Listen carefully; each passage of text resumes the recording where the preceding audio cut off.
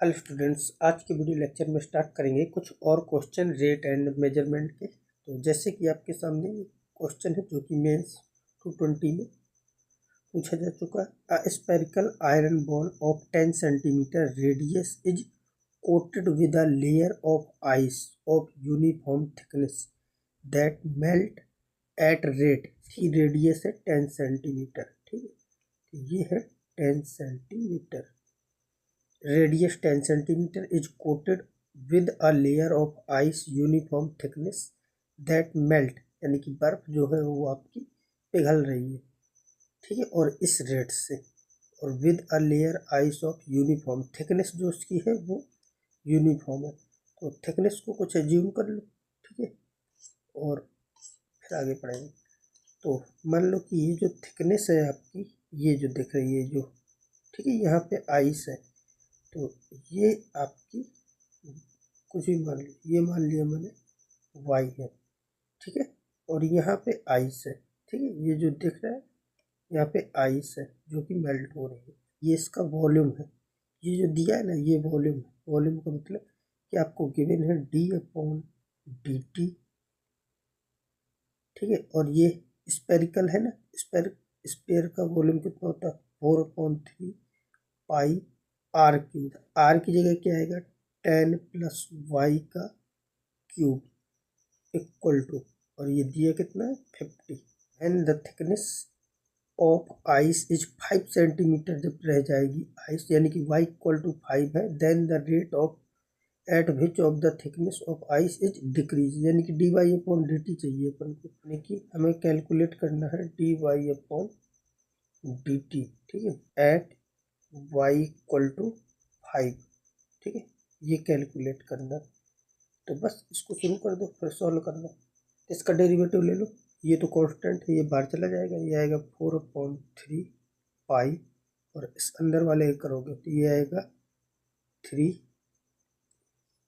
तो इसका जब करो तो ये आएगा 3 10 + y रेज़ टू पावर 2। ठीक है, और dy/dt फिर क्या जाएगा, ये कितना दिया 50। ठीक है, इसके बाद ये और ये तो कैंसिल हो जाएंगे। dy/dt इक्वल टू कितना आ जाएगा 50/4 पाई 10 + y का square.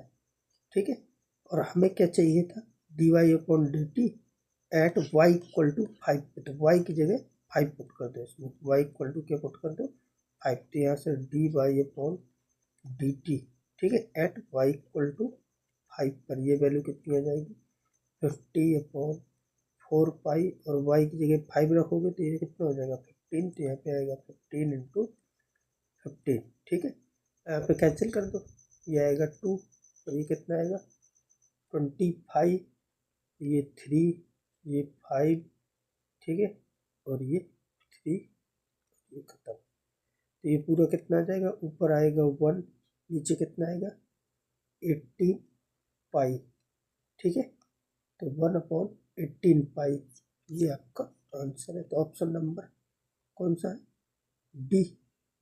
Option number D correct हो जाएगा।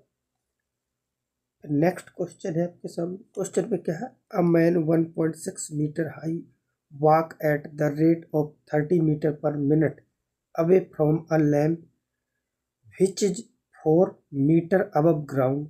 How fast does then man's shadow length? Man की हाइट है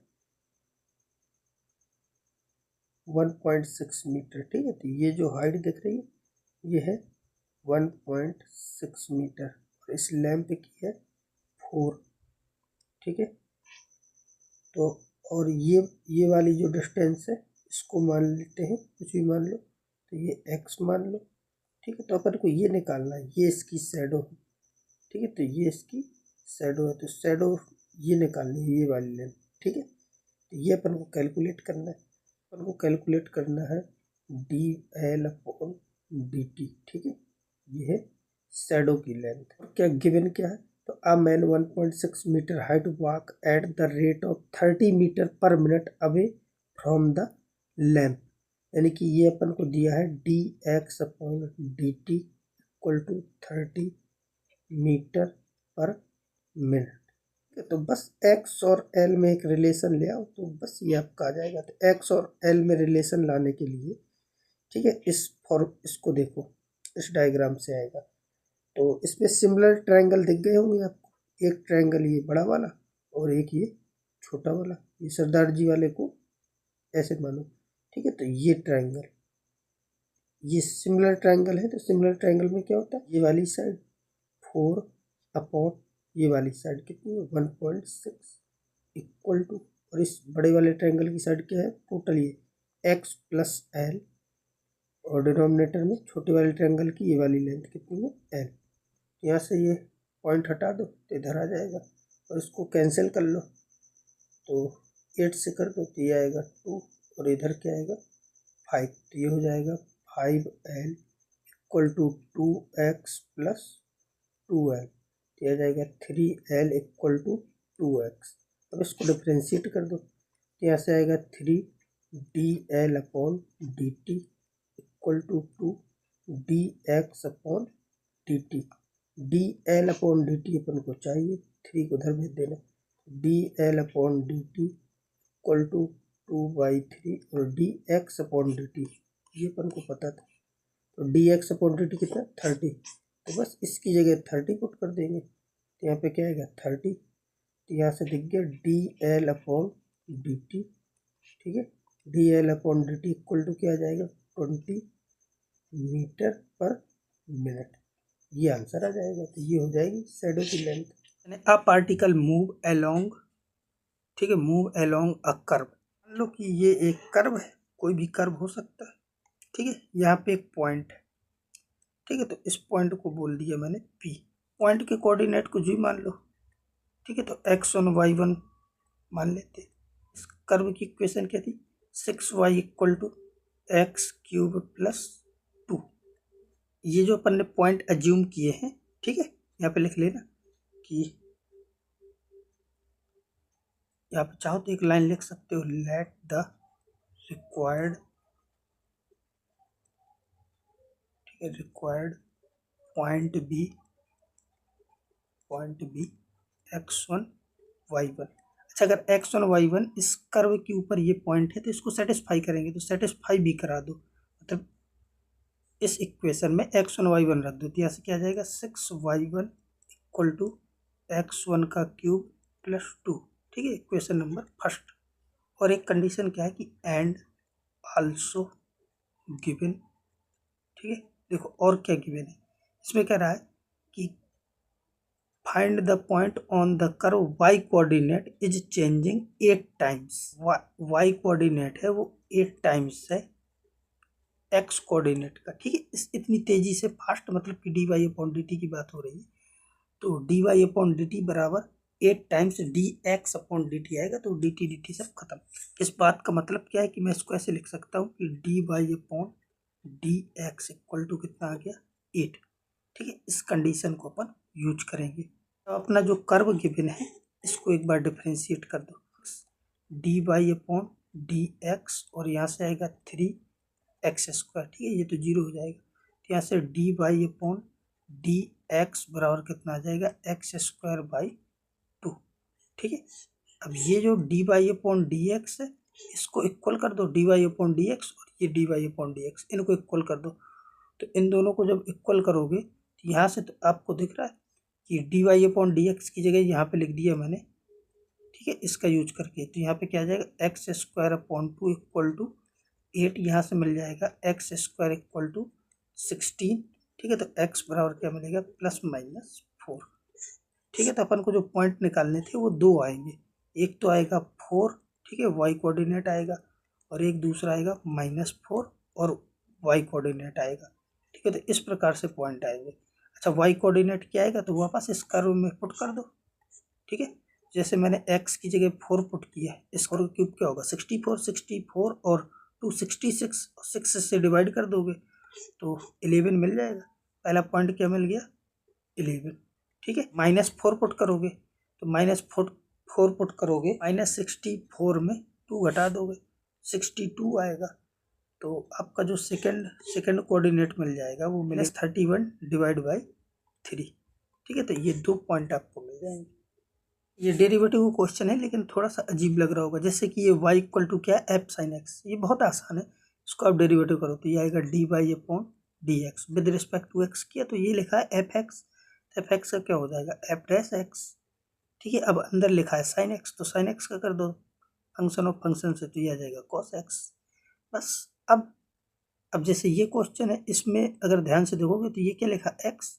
अगर मैं एक्स की जगह इसमें ये जो एक्स दिख रहा है आपको, इस एक्स की जगह साइन एक्स पुट कर दो, एक्स की जगह क्या पुट, एक्स को रिप्लेस कर दो साइन एक्स से। यहाँ पे ऐसे आ जाएगा एफ डैश एक्स बराबर, सॉरी एफ डैश एक्स की जगह क्या पुट कर दिया अपन ने, साइन एक्स। तो यहाँ आ जाएगा साइन एक्स बराबर, यहाँ पे क्या हो जाएगा 1 प्लस साइन एक्स, और नीचे आ जाएगा 1 माइनस साइन एक्स। बस यहाँ पे पुट कर दो, एफ डैश साइन एक्स की जगह ये पुट कर दो, तो आपका ये आ जाएगा, यहाँ पे क्या आ जाएगा 1 plus sine x upon 1 minus sine x. ठीक है, और इंटू कॉस एक्स। ठीक है, तो ये तो बहुत इजी क्वेश्चन था। अब आगे बढ़ते हैं।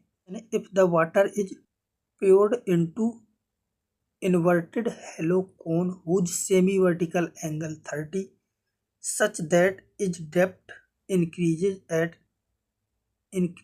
at rate of 1 centimeter per second.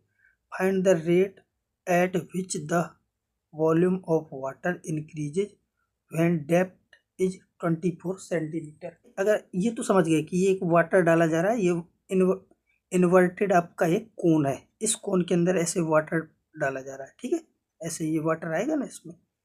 ठीक है, तो ये वाटर जा रहा है और ये इसको भर रहा है। ठीक है, तो हमें ये बताना है कि इस वाटर का वॉल्यूम कितना हो जाएगा जब इसकी हाइट जो है, मतलब कि 24 सेंटीमीटर हाइट तक ये पानी भर जाए इसमें। तो सेम ये पूरा एंगल, वर्टिकल एंगल जो होता है, इसका आधा एंगल यानी कि इतना पार्ट वो दिया है 30 डिग्री, ये इसकी रेडियस हो जाएगी। ठीक है, तो ये आर मान लो, ये आपकी एच है और ये आर है, ये 30 है। ये जो वाटर भर रहा है ये भी तो कोन के अंदर ही जा रहा है, तो जो कोन का शेप होगा वही वाटर का शेप हो जाएगा। ये कोन है तो ये वाटर भी आपका कोन ही हो जाएगा। तो अपन को कोन का वॉल्यूम निकालना है। ठीक है, तो यहाँ पे सारी चीज़ें क्लियर हो गई। अपन को यहाँ पे हमें कैलकुलेट करना है d v upon d t, और वो भी कब, जब हाइट कितनी हो जाए, हाइट हो जाए 24 सेंटीमीटर, तब ये कैलकुलेट करना है। तो सॉल्व करने के लिए क्या किया मैंने कि कोन का वॉल्यूम कितना होता है, तो ये 1/3 पाई आर स्क्वायर एच। ठीक है, ये मिल जाए। अच्छा, इसमें आर और एच दो अननोन है, तो किसी एक को हटाना पड़ेगा तभी इसका आंसर आएगा। तो यहाँ पे एच के टर्म में चीज़ों को लाना है, क्योंकि एच तो दिया है, तो आर को हटा दें। और आर को हटाएंगे कैसे, तो उसके लिए ये डायग्राम देखो। तो इसमें अगर ये देखोगे तो ये 10/30 कितना आ जाएगा, आर अपॉन एच का रेशियो है। ठीक है, और ये कितना होता है 1/√3 आर अपॉन एच।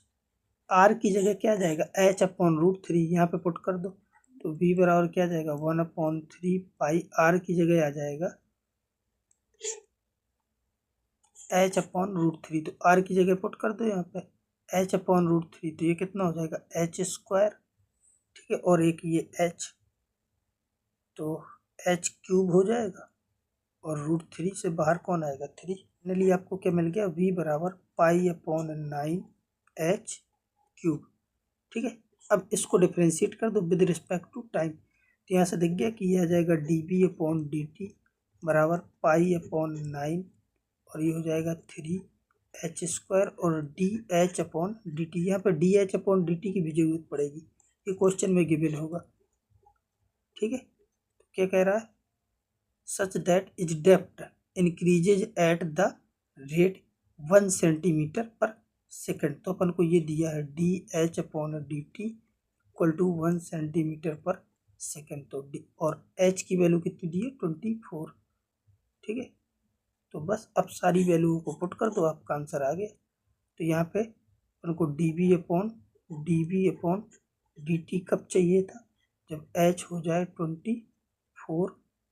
ठीक है, और यहाँ पे इसको काट दोगे तो 3 बचेगा, ये क्या जाएगा पाई अपॉन 3। एच की वैल्यू कितनी है 24, तो आ जाएगा 24 इंटू 24 और DH/dt की वैल्यू कितनी है 1। ठीक है, अब इसको कैलकुलेट कर लो, इसको 3 से कैंसिल कर दो तो ये 8 टाइम जाएगा, 8 का इसमें मल्टीप्लाई करा दो, कितना आ जाएगा 192 पाई। ठीक है, और सेंटीमीटर क्यूब पर सेकेंड, ये आंसर हो जाएगा। तो ये क्वेश्चन भी आपको क्लियर हो गया होगा। तो आप इसमें देख रहे हो काफ़ी थ्योरेटिकल सवाल आते हैं, लेकिन बहुत ही आसान क्वेश्चन आते हैं इसमें।